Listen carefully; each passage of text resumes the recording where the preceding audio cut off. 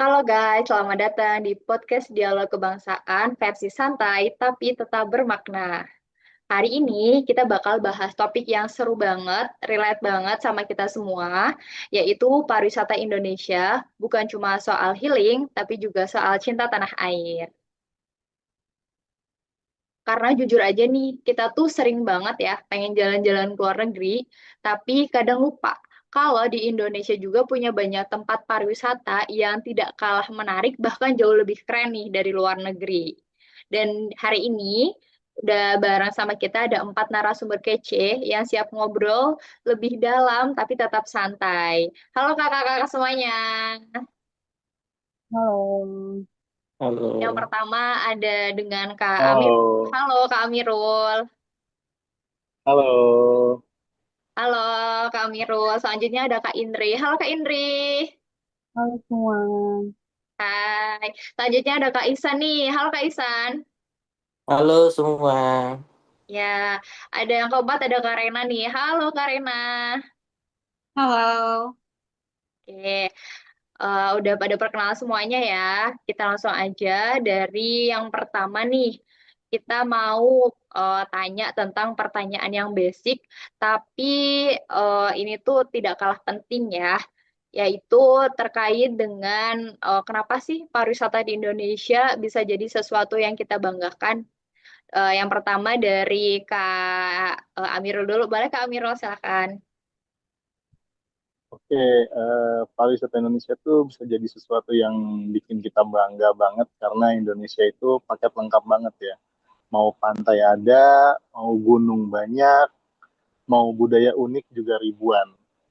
Tapi masalahnya kadang kita tuh baru sadar indahnya Indonesia itu setelah lihat konten bule yang kagum sama tempat kita sendiri. Padahal ya, dari Sabang sampai Merauke itu literally surga. Dan tiap daerah punya cerita, punya ciri khasnya masing-masing. Ya, bener banget. Kadang kita tuh kurang eksplor ya, Kak ya. Betul. Berarti bisa dibilang pariwisata di Indonesia tuh kayak etalase nggak sih? Iya, bener banget itu. Karena cara dunia melihat Indonesia itu dari cara kita kelola wisata. Dari keramahan orangnya, dari kebersihannya juga. Kalau tempat wisatanya keren dan tertata, orang otomatis pasti respect sama negara kita. Oke, supaya tetap respect ya, Kak ya. Kita beralih ke pertanyaan berikutnya nih. Selanjutnya ada dengan aku mau tanya sama Kak Indri, boleh deh. Kak Indri, kalau kita healing ke pantai, ke gunung, dan tempat pariwisata-pariwisata yang lain, bisa nggak sih Kak itu sebagai bentuk cinta tanah air kita?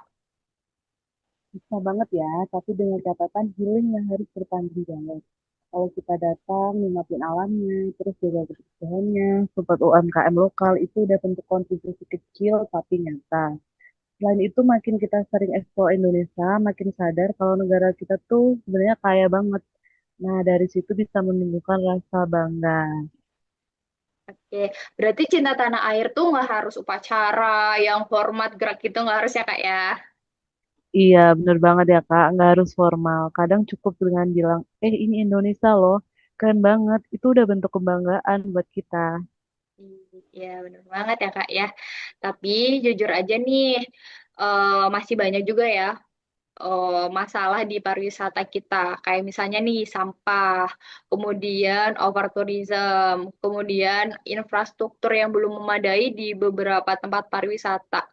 Kalau menurut Kak Iksan, gimana nih caranya untuk menangani masalah ini?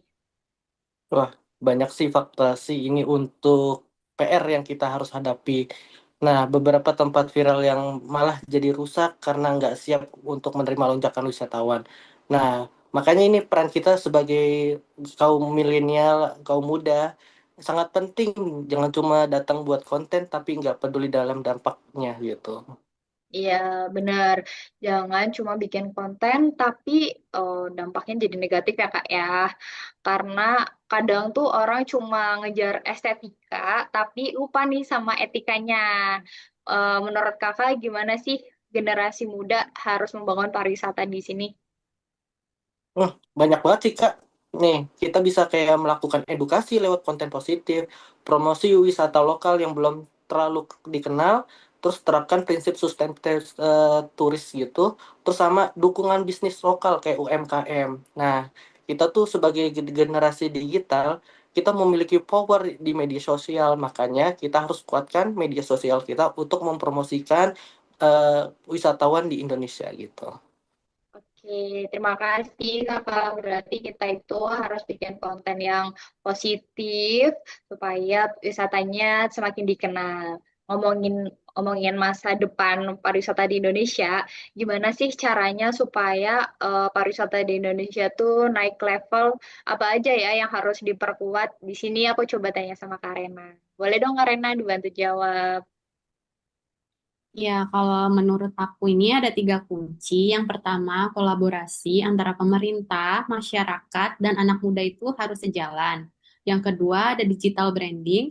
Promosi yang dijalankan harus kreatif dan global minded. Yang ketiga, ada keberlanjutan. Jangan hanya mikirin cuan, tapi juga kelestariannya. Kalau alamnya rusak, budaya juga akan hilang. Ya, selesai juga kan pariwisatanya. Iya, setuju banget nih. Jadi bukan cuma soal viral, tapi juga soal nilai dan tanggung jawab ya, Kak ya. Ya, benar banget. Pariwisata itu bukan cuma industri, tapi identitas bangsa Indonesia. Oke, terima kasih Kak Rena. Kayaknya udah banyak ya yang kita bahas tentang pariwisata di Indonesia. Sebelum kita tutup, boleh dong satu kata dari kakak-kakak semua tentang pariwisata di Indonesia. Kita mulai dari Kak Amirul. Boleh Kak Amirul satu kata untuk pariwisata di Indonesia? Satu kata buat pariwisata Indonesia luar biasa. Luar biasa. Kalau dari Kak Indri gimana Kak Indri? Kata-kata untuk pariwisata Indonesia membanggakan. Membanggakan. Kalau dari Kak Ihsan. Satu kata buat pariwisata Indonesia adalah berpotensial. Oke, kalau dari Kak Rena. Satu kata buat pariwisata Indonesia, surga dunia. Surga dunia. Aku boleh dong nambahin satu kata juga ya. Kalau dari aku, satu kata tentang pariwisata di Indonesia adalah rumah. Rumah untuk kita semua, warga bangsa Indonesia, supaya tetap berkembang ke depannya. Oke, dari obrolan kita hari ini, kita jadi sadar kalau pariwisata bukan cuma soal liburan, ngevlog, dan foto estetik. Ini juga soal bagaimana kita melihat Indonesia, bagaimana kita menjaga Indonesia, dan juga bagaimana kita bangga jadi bagian dari Indonesia. Karena jujur aja, negara kita tuh nggak kalah keren ya dari luar negeri. Makanya mulai sekarang kita harus lebih eksplor lagi negeri kita sendiri. Healing boleh, tapi juga nasionalis. Terima kasih untuk semua narasumber yang sudah hadir dan juga mau berbagi di podcast kali ini. Sampai bertemu di episode berikutnya. Salam bangga berbangsa dan bernegara. Selamat malam semuanya.